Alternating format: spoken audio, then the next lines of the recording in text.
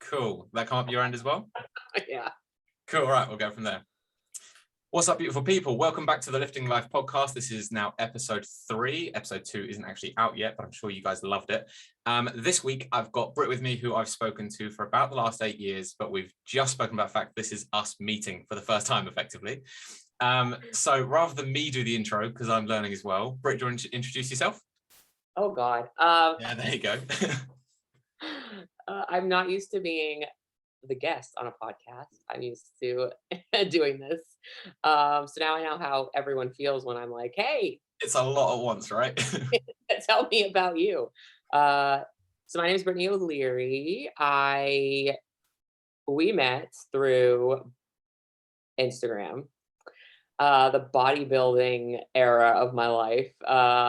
So when Instagram actually like hashtags were beneficial and the timeline went in some semblance of an order. So back in the day, we met and it was like such a smaller community too. So it's just crazy to see how it's grown. And so back then I did bodybuilding from 2012 through 2017. And then I switched to powerlifting, and it was really cool, obviously, because you had done power. So I obviously watched you do that and go through that. And I had a lot of friends who made the switch about the time I did. Like, I feel like there's phases in bodybuilding. Like, people get into bodybuilding because it's like the thing to get into first, and then they realize that it's like horseshit.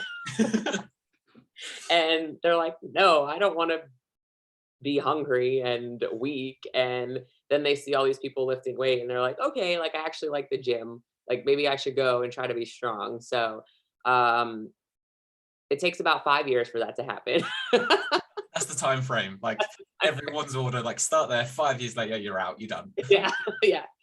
Like the first 2, you're like so motivated. And then the third, you're kind of like, hungry. Okay. And like you gain all this weight back. And then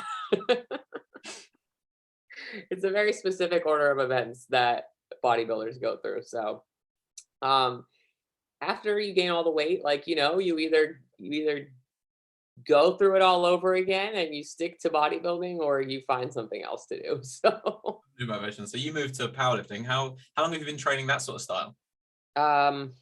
So in 2017, I was really lean. I was getting ready for a bodybuilding show, and I was still 10 weeks out of that show, but I was lean enough to be 2 weeks out of that show.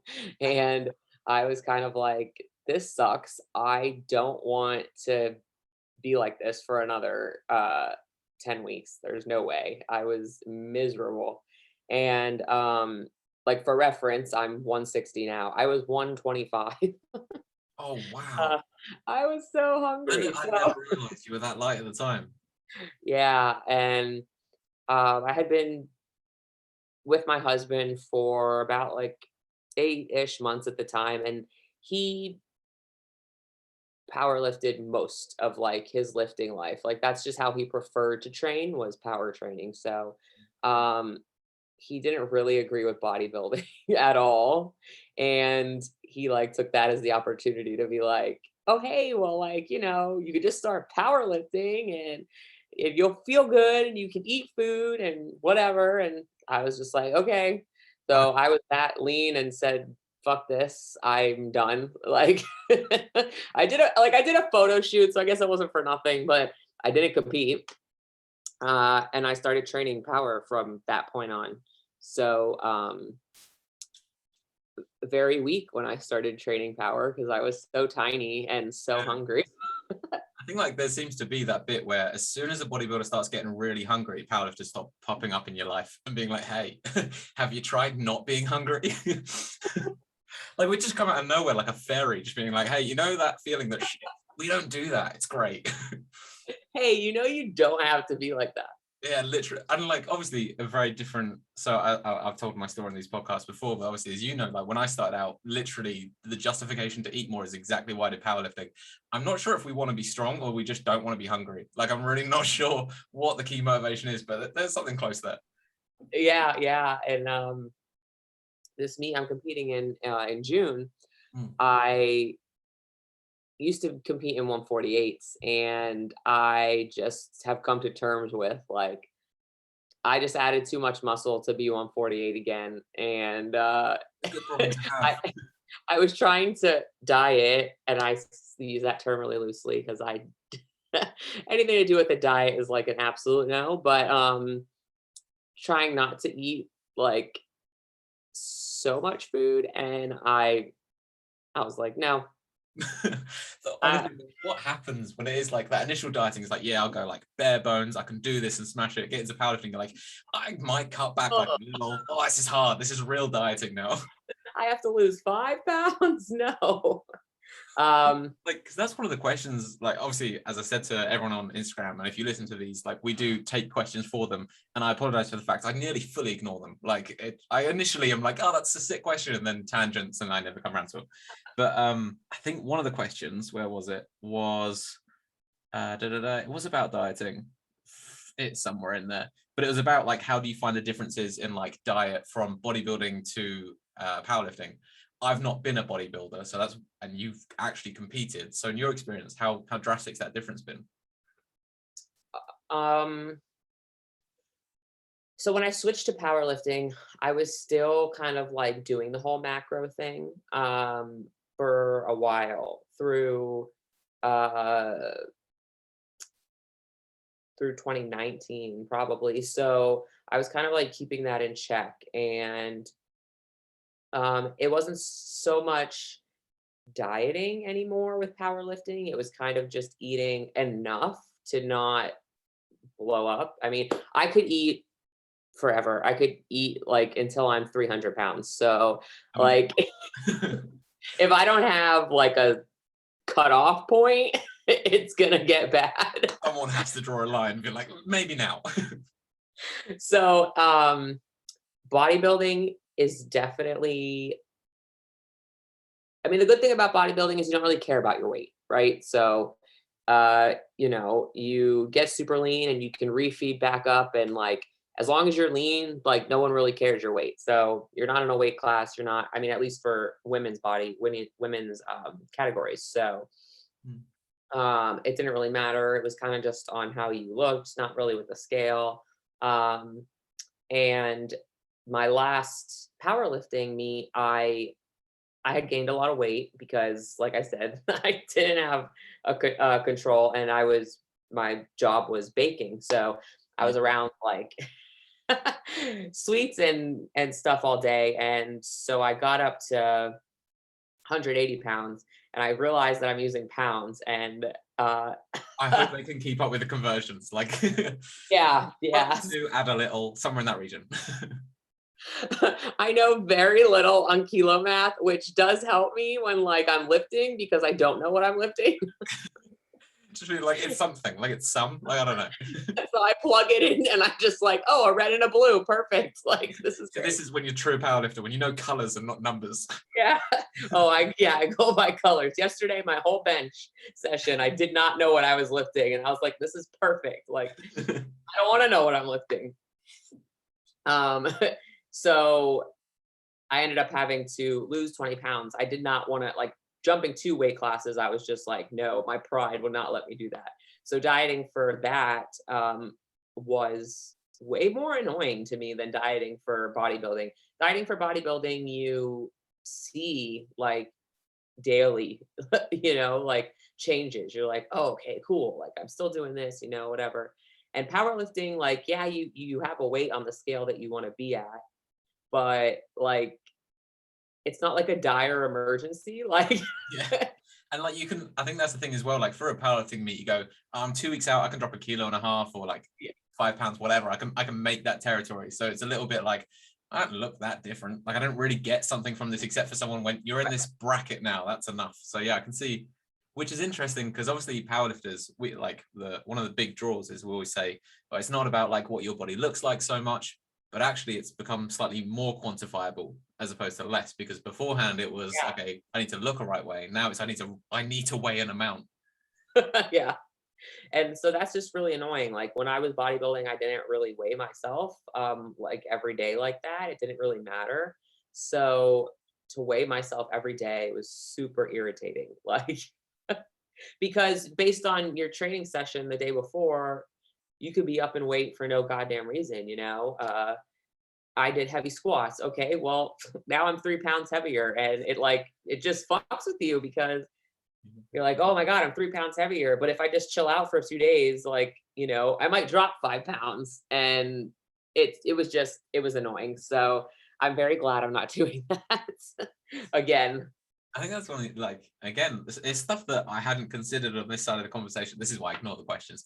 It's because I think with powerlifting, like, we place such a positive on the side of body weight, but actually really early on introduced to it, you're immediately introduced to, you have to weigh a number. And actually that's probably a more negative connotation than we socially suggest. We like to just play the positives, being like, no, it's just about what your body can do. But actually, here's a bracket, go fit in it. I think with a lot of new clients, we try to suggest, like, forget the number, don't even care what you weigh, try and find out what you weigh in so you can turn up. But there is no pretending long term. If you're going to look for a career in powerlifting, you're looking for where you weigh. Yeah, of course. And I was going to say that I know my husband hates when anyone talks about cutting for a lifting meet, you know, unless they're going for a national record. Like he won't even entertain that for state records. He's like, it's fucking stupid. It's going to be reset next week. So, you know, um, so anything that's like not a national record, he is like, why are you even dieting? Literally, like, this is I've had people come on over the last 6 months and previously in their work, they've been like, oh yeah, I can take this single lift junior regional record. And I'm like, with respect, I love you've got goals, no one cares, it will go. Like, that's, as you said, it'll be changed in a week. And it's cool that you can set that, but like, why don't we just like get strong? That's kind of fun too. Yeah, it's crazy. And I think Instagram, you like have to love it. Like I love Instagram because it has brought me a lot of success in my life. But um it makes people do stupid shit like that, you know? It's like, oh, I need a record and I need to put that I got a state record on this lift at this meet and for what? um I think that it like you see that in people's, but you'll see like in a bio being like state record at this weight, and I want to be like, dude, like I already have questions about you, like I feel bad. And like, don't get me wrong, I don't know how it is over there federation wise. There's a crap ton of federations here. So, you know, a state record in a federation is kind of like, you know, one, it's going to be reset in, you know, a few weeks probably. And two, there's 30 federations. So, um, like I don't even know if I hold it anymore, but my last meet I did get a state record in the federation and I was just kind of like, okay. Like it was cool at the time, you know, like when I did it and I was like, but you won't see me like I'm a state record holder. If that's not in your bio at the end of this podcast, I swear. It was a line at the end of my meet recap. I think like we still see it. So we have, like, America has way more. You've definitely got more federations, but we've got quite a few. And I literally 2 weeks ago, one of my clients was like, oh, I want the record you've got. And I was like, I didn't know how to, like, that's sick, but I did not know I still had that record. It's like 7 years old and it's some, Oh wow. but I had beaten it in other competitions. I just never declared it. So it's still an old one. Like, you got to focus on the longevity. We went tangent as shit there, but like, oh, and you can swear on this, but yeah, like it's this like, I think when powerlifting's blown up on Instagram and everyone wants to find their place and know where they're at with it, the only way they can do that is what's a quantifiable measure. So I've got a record, or like I competed at this meet, or I made it to nationals. And like when you're such a young new lifter to it, I think that's the only way people see success, rather than it's going to take you 5-6 years before you do something of genuine measure. Yeah. Oh yeah. And with all the federations here, people will pick like the most obscure category that doesn't even have a record in it. And they'll be like, I set the record. Well, you set the record because like Turned up. there's nothing there. Yeah. So I mean, that's just a headache. So the main point that I was supposed to talk about, which is like 15 questions in a row. Everyone wanted to know the same thing of, obviously, you went from bodybuilding to powerlifting. That is a drastic change in training style to a degree. But where did you find that that was like a really hard transition, or you found that was quite easy? Like, how did you find that? It was really easy because one, I obviously had support. Like my husband is a coach, so that that was super easy for me to have him do that. He went to school for biomechanics and kinesiology, so Nice. like there was nobody else. Like I would be in better hands than with him, so it was really easy for me to trust that whole situation. Like I didn't have to look for a coach, I didn't have to vet a coach, I didn't have to do any of that. And because I was still like, obviously coming from bodybuilding, I was worried about how I would look. And I was still like watching what I ate then. And that with like more food, with the addition of heavy compound lifts, which I hadn't done in bodybuilding. I mean, I would here and there, like one-offs, but nothing really like progressively. And the progressive overload of compound lifts, like I gained so much more muscle that I wanted when I was a bodybuilder, but I never could achieve. Yeah. And yeah, it's like so crazy. I'm like, oh wow, when I stopped trying to gain this muscle, like which is a kick in the teeth. Like after years of trying to gain it, being like, I'll do something else. Oh, now I get it. Cool, thanks. Oh yeah, and I think now bodybuilding is coming around to like realizing that you need those heavy compound lifts in your training. I should say mainstream bodybuilding. Obviously, like old school bodybuilders knew that, but everyone that rushed into the bodybuilding scene wasn't doing that. They were doing drop sets on leg extension, drop sets on leg press, like it's just stupid shit that like beat your body up to no end. And which is I get this all the time, like at work. I serve right now, and tables will ask like, oh, you work out, whatever. We get in a conversation and they find out I power lift and like how much I lift and whatever. And inevitably, like they'll be concerned about my joints and like, whatever, like be careful, blah, blah, blah. And I'm thinking to myself, like, I had way more problems when I was bodybuilding, like with wear and tear of my joints. Because you were just doing stupid shit like that. And you were like, oh yeah, I'm gonna totally grow quads when I sit on this leg extension for 300 reps, Because I think one of the early days, and funny enough, I'm wearing a Flag North Fell t-shirt, and it was what reminded me of this. But like Dana Lynn Bailey was one of the things we spoke about years ago, because she was like, so Dana Lynn Bailey and Rob Bailey were like my introduction to fitness back then, and it was like the no balance. But her training, like she was my inspiration at the time. Obviously different gender, but like training methods was drop sets, kill a muscle group, like absolutely destroy yourself in a session. And I did that for ages, and I got real skinny. Like I had nothing on me. And then that shift to bodybuilding, you go, well, what I did in one leg extension set that would kill me for 4 days, I did in like 3 squat reps. So like that volume equated way differently. Yeah, and the density of the muscle tissue I have now, and that's why I'm like, I'm never getting to 148 again. I don't know where I would lose it from. Just atrophy, like no gym training, just give up and then come back at that body weight in 6 months. And I just took 5 months off of any weight work at all. And I was like, I would literally have to, 1, diet, which I'm not doing, and 2, sit on a treadmill to get this muscle tissue off that I've built. No, absolutely not. I'm just going to go back to lifting. It's fine. So overall, like a very positive changeover, and quite like you and me are both sitting here trying to get coffee in between sips. It's fantastic. But so obviously very positive. Do you maintain like some of your training that you did bodybuilding work? Is there anything that's still in your training? Oh yeah. So I mean, I know it's not every power lifter, obviously, but there's like a lot of subsets of powerlifting that will do like their main work and then their back off work and then like don't really hit accessory movements. And that's like their thing. And I I get it. Like there's been periods where I'm really fucking lazy and like maybe I didn't do that. I like that that's the definition of you like, but when I was lazy too. um but how I generally will have my program laid out is my husband knows that I want to look a certain way.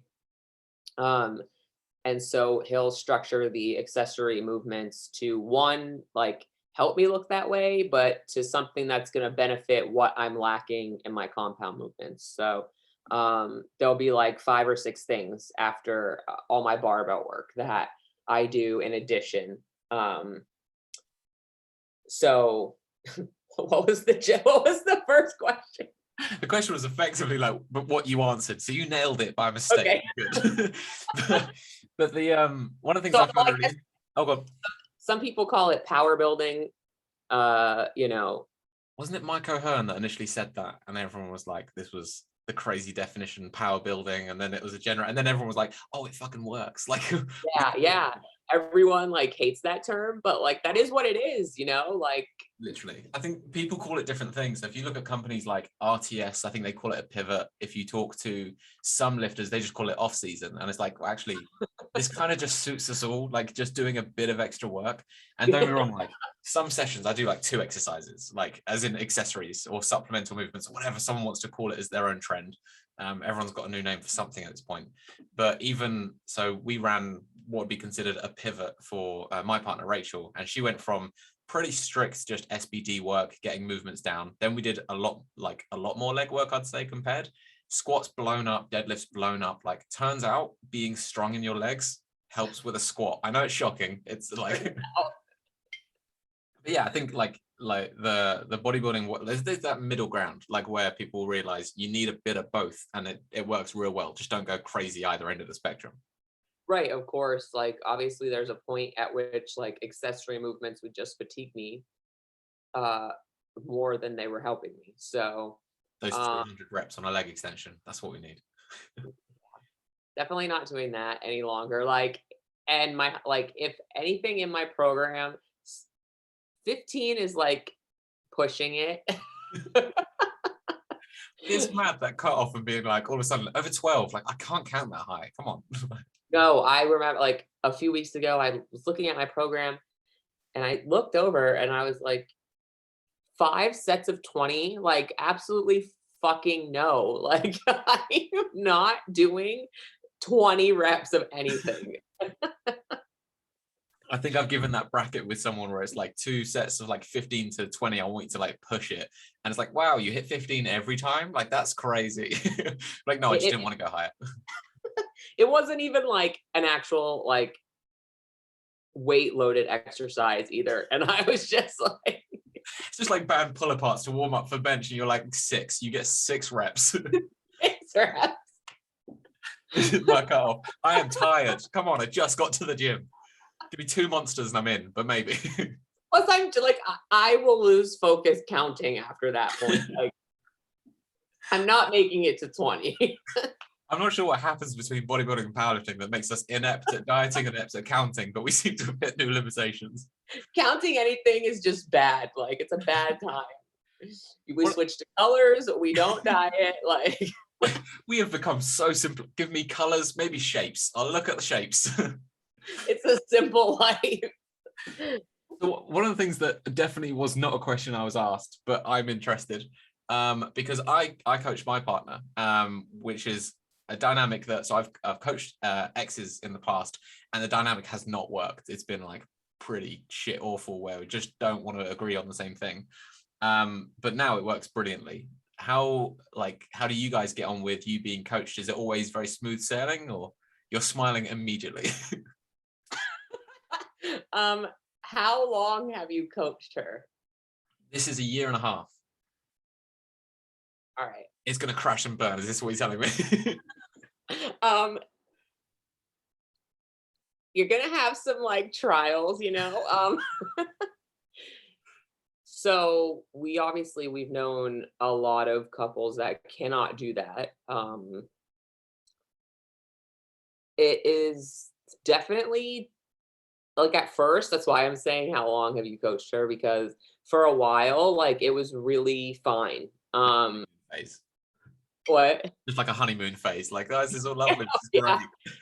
Like it was really fine, obviously, and I was new, so and she is new to that. So um the more we learn, the more we start to question, like, Like a little bit more experience, being like, so I think you should do this. This is why. I'm like, oh, you know everything. That's great. Like 2 years down the line, being like, hey, I know that too. I don't agree. Like, oh, it's over. It's burnt. It's oh gone. yeah.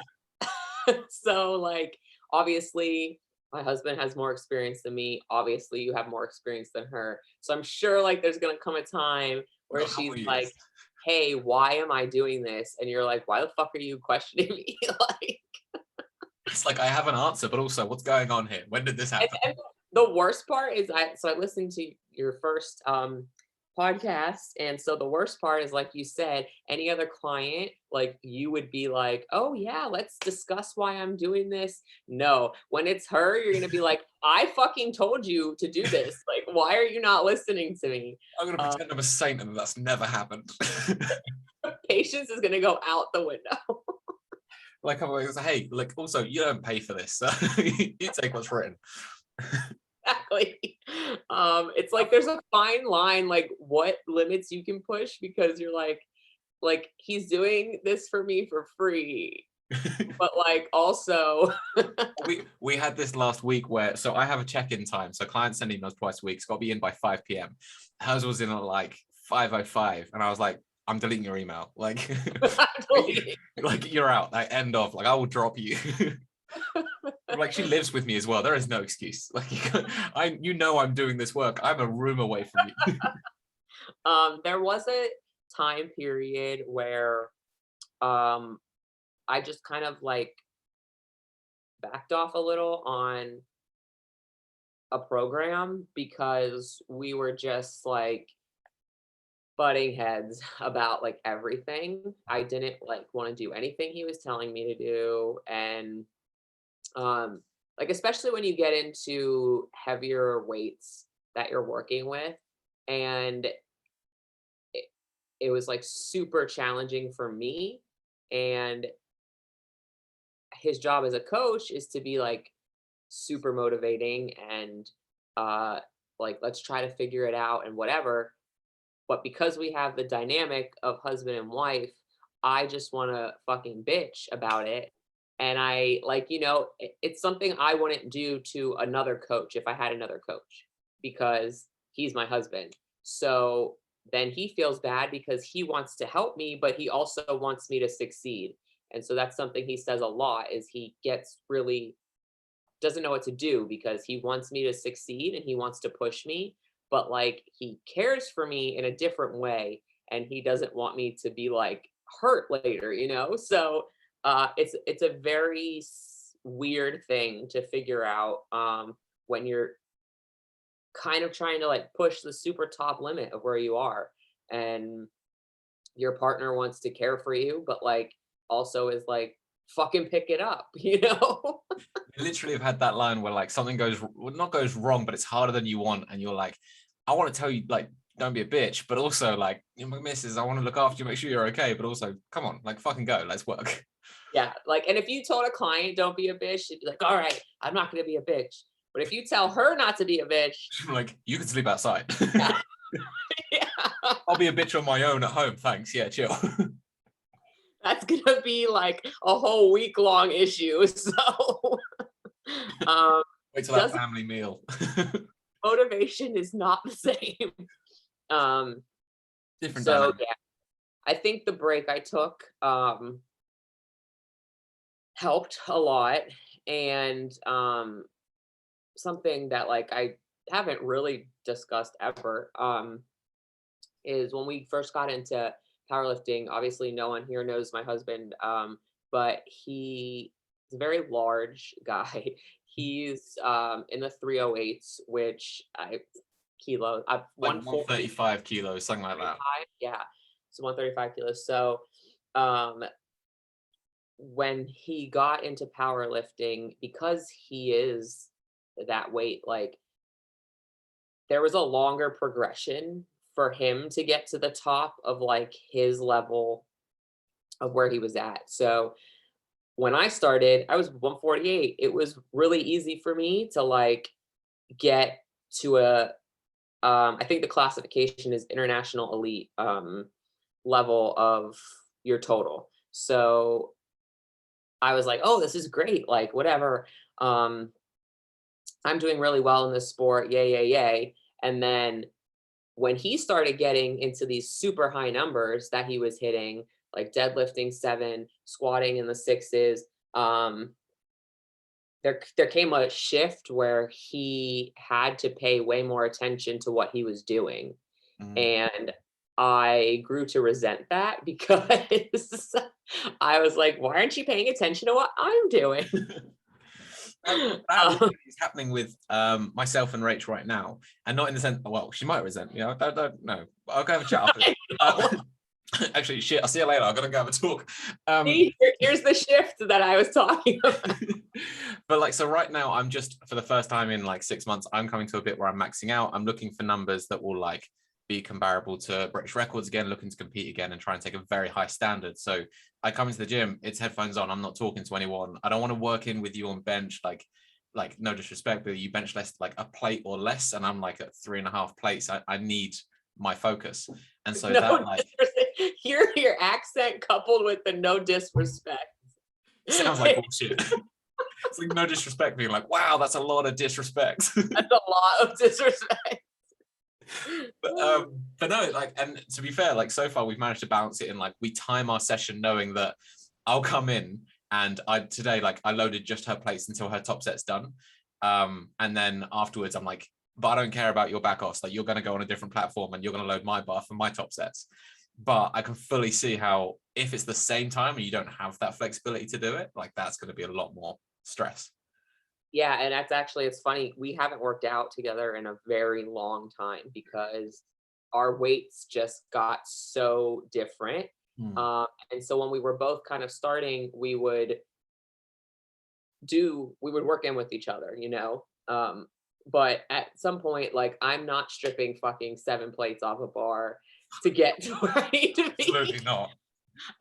So we stopped working out together, and so you know that coupled with um him having to pay more attention to what he was doing to not get hurt, and um it was just like it was a whole combination of things. So yeah, that whole shift did happen where you go from working out together and it's, you know, a fun thing to where now you're both Good at what getting, you do. yeah, you're like getting to the top ends of where you're at, and you're having to figure out like how do I, like you said, you put your headphones in and you're done. And same thing with him is there came like a time period where he was crossing a threshold, and so he would come into the gym, headphones on, like getting super angry in the zone, and I hated it. I absolutely hated that. Um, so yeah, I just think it goes through like peaks Yeah, and I think that's interesting because like it's not what so I don't know about your husband and other clients that he coaches, but with Rach, so if I was so like I take these top sets, I focus, I won't like talk to anyone else, but if I have messages come through, I'll reply to a client, but I wouldn't be checking on her because we train at the same time. Like, no, that's your business. um and so yeah, unless it's like staggered in training, probably having very much, oh, this is going to be a whole lot of chats after this. Like, is this oh okay yeah. with you? Are you doing okay?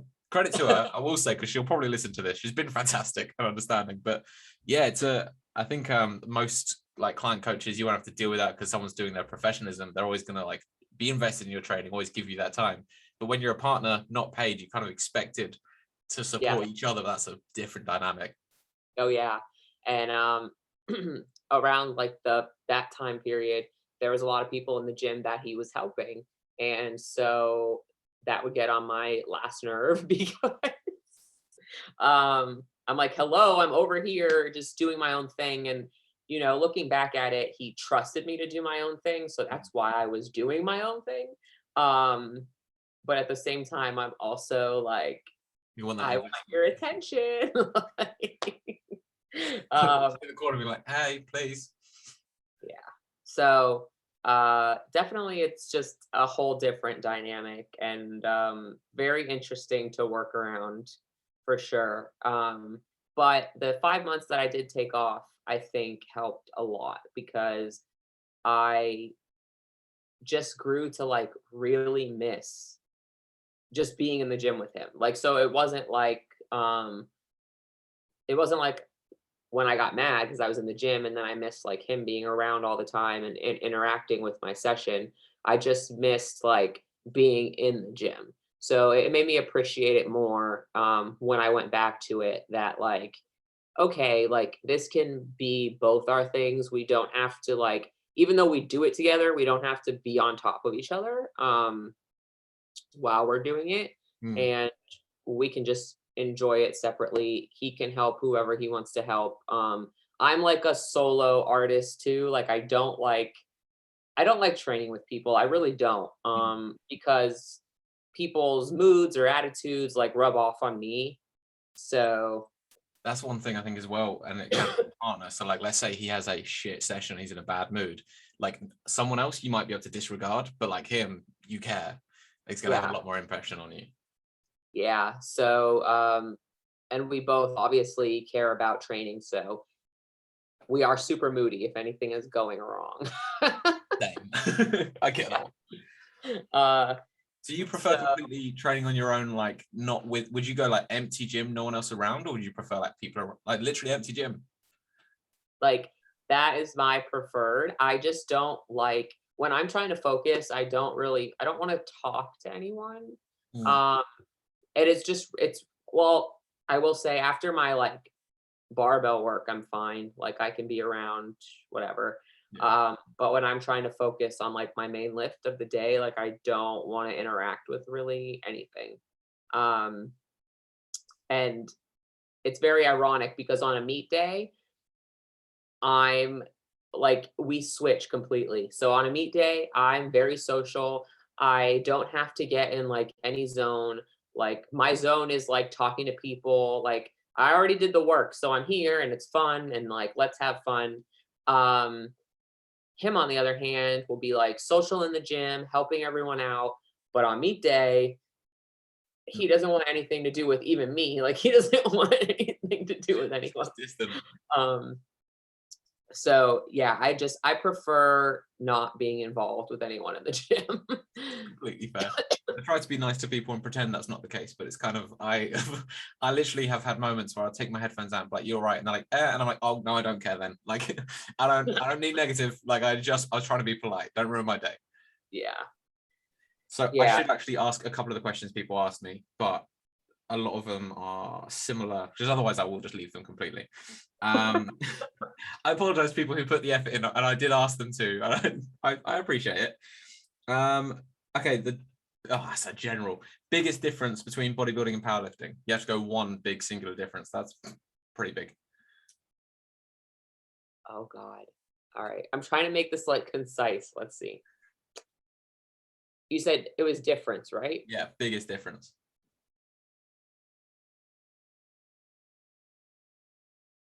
Quality of life, or I guess like life balance. So like with people wouldn't say my life is balanced with powerlifting because obviously we dedicate a lot of time to training, but comparatively to bodybuilding just like infiltrates your whole goddamn life. Like there's like not a minute like you're not thinking about what you're eating or what you're going to eat next, or do you have to prep something, or when is your cardio, blah blah blah. Like it's just like a whole shit show of things.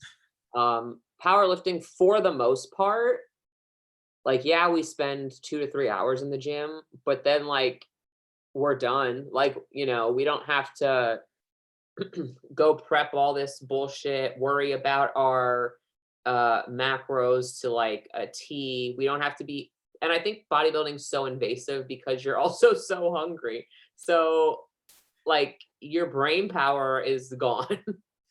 It's just a broken person who's hungry and has no Yeah. time for anyone. Remind me Like, why like that was the remember that was attractive.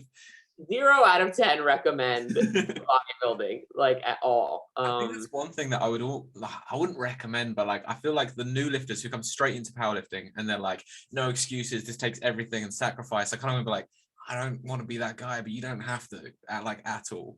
Like I get this conversation with people, so like people know That's not what we do here.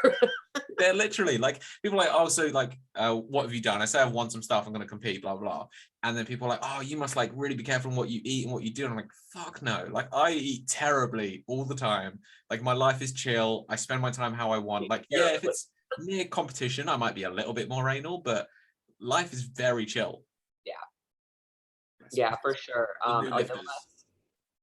Like unless you're prepping for a meet, like you can go do things. Like, I mean, even when you're prepping for a meet, obviously you can do things. But like in bodybuilding, when you're in prep, it's just so much work to do anything because you have to bring your fucking food with you. Like it's a whole. Oh, what were those? Do you remember those bags that everyone bought? The food prep bag. It was like 6-pack bag. They were like the big thing because everyone was food prepping. Yeah. I don't even know if they are anymore. I've distanced so far from bodybuilding. I know. Like I follow a few bodybuilders just because like I either knew them or, whatever. And I just like look at it and I'm like, how did I like do that? I don't know. Different world. I literally look at some of the stuff when I was actually dieting and being like, wow, like I used to go like to the T, and now, like you said, like now someone's like drop 5 pounds, I'm like, oh, I'd rather not though. I could just not compete for another year. How did I go to bed hungry? Like, yeah.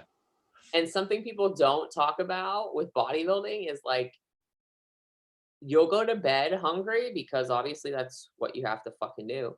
And your body wakes you up at some ungodly hour in the morning because it's hungry. Like sleep, like the last 8-ish weeks of a bodybuilding prep, you are like not getting sleep. Like, what is sleep? You cannot sleep.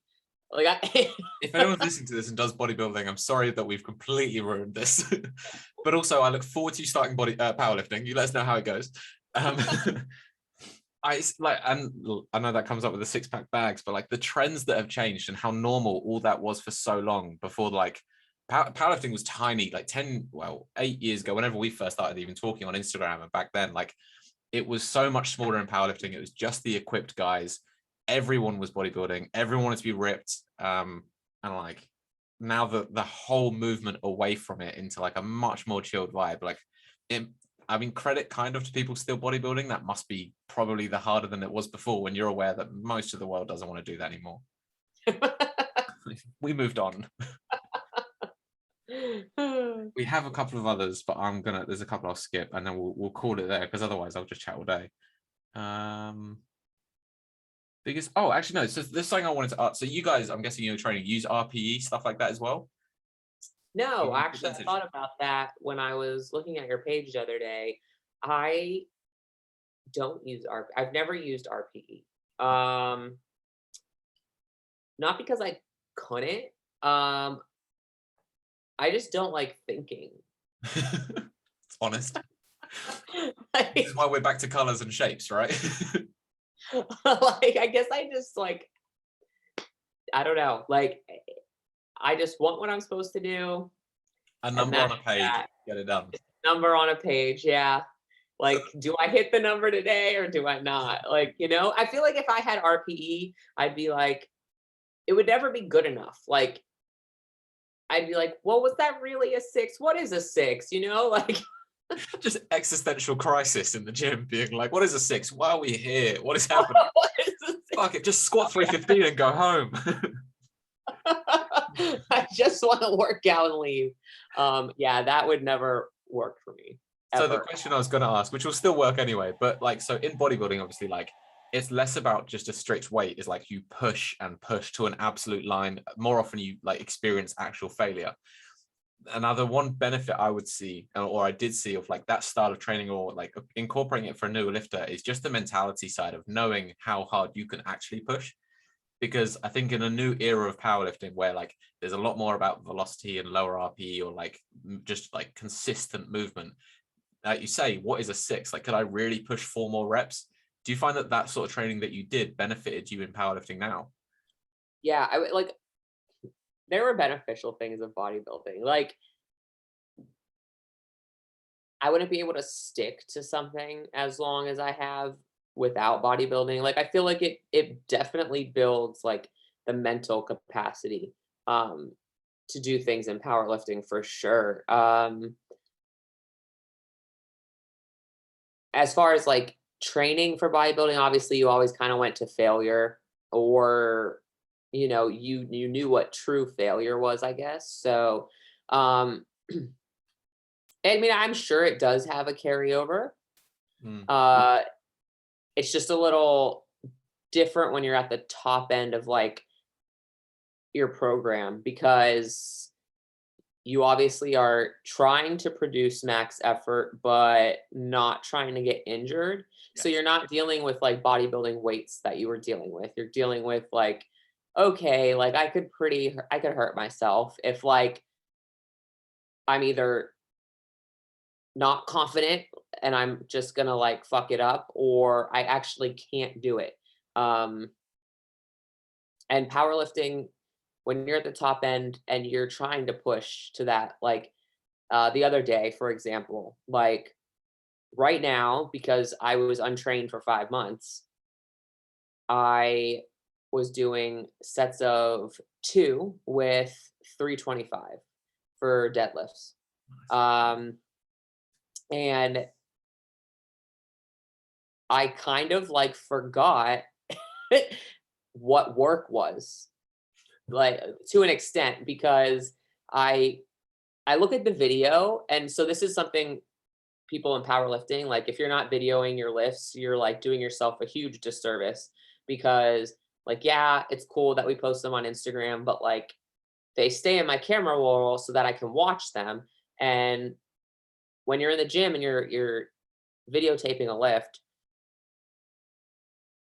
while I'm doing the lift, I'm thinking, oh my God, like I'm gonna die. Like, do I pull this second rep? Because I don't feel fucking good right now. And then I look at the video and I'm like, you could have done 2 more fucking reps. Like, what are you talking about? So Like that soft mentality. This is like, I'm gonna die. This is it. I mean, like that was literally the last warm up. Like you're gonna be okay. it's every time I feel like complete dog shit, my husband will be like, they looked good. And I'm like, you're a piece of shit. You're There's not that motivation again. you're not me, you don't know. And then I'll look at the video and I'm like, wow, they did look easy. Maybe I'm a little bitch. Like, I literally, so like that treading that line, I think it was last week with Rachel's bench. She benched something and I was like, that was a bit shit. Like that was pretty lazy. Like do it again. And I guarantee it's better, but just don't be lazy with it. And like the second one was awesome. Like it was spot on. oh yeah, I want to be that guy, but you're just being a bit, yeah. Like you say, if you don't film it and see it and be like, okay, yeah, I was slacking. I was being a bit lazy on that. yeah. So yeah, I mean, I think there's carryover in that regard, definitely. Like you definitely know that you can push harder than you probably are. I think everyone can to an extent, like I said, unless you're at the top end. But like if you're just doing um like 60, 70, even 80%, because I think that's what my 325 was. You have the capacity to like push yourself, Yeah. um, even though it feels like dog shit. Just treading that line of death real nice and close. Need to find out where the line is sometimes. So we don't just go on all day, I will wrap it there. I try and keep this short. I think we've still gone for like nearly an hour. So we'll cut it. That 30-minute tagline was shit, but we gave it a shot. So if, like I said with Jamie last week, like you say where your pages are, then I cut him off and I stopped because I thought it was funny. But this time around, if people want to have a look at your pages, where can they find you on Instagram, social media? So I am, I mean, the only place really for lifting, I'm at Brittany Oleary on Instagram. So BRITTANY _ Oleary OLEARY _ They're going to be sat here with pens and like trying to figure this out. It's like when Carry people at the A. People are like, what's your Instagram handle? I'm like, C_J_ that. I'm out. Too many. I'm out. This is a waste of my time. I should change that. So yeah, that is like the only place that I post lifting really. So definitely you can find me there. Like I said, I'm prepping for a meet, so we'll see how that goes. The meet is when exactly? June 19th. That's 12 to 13-ish weeks. So maybe after this, if you fancy, go, because obviously this time was just like chat shit, see what comes up. After the meet, go again, see how you got on, and chat about that one. Oh yeah, for sure. Cool. Well, I'll wrap this one up this time. And as the stuff I meant to say about like voting on Spotify, I don't know, whatever it is that people are supposed to do. Review. They got to review, please, nicely, for fuck's sake. Or don't review. Like if you're not a fan, please just leave immediately. If you made it to an hour, fair enough. Anyway, right, I will do more of these soon. I will catch up with you guys next time. Thank you very much for doing this with me, and I'll stop the recording now. All good.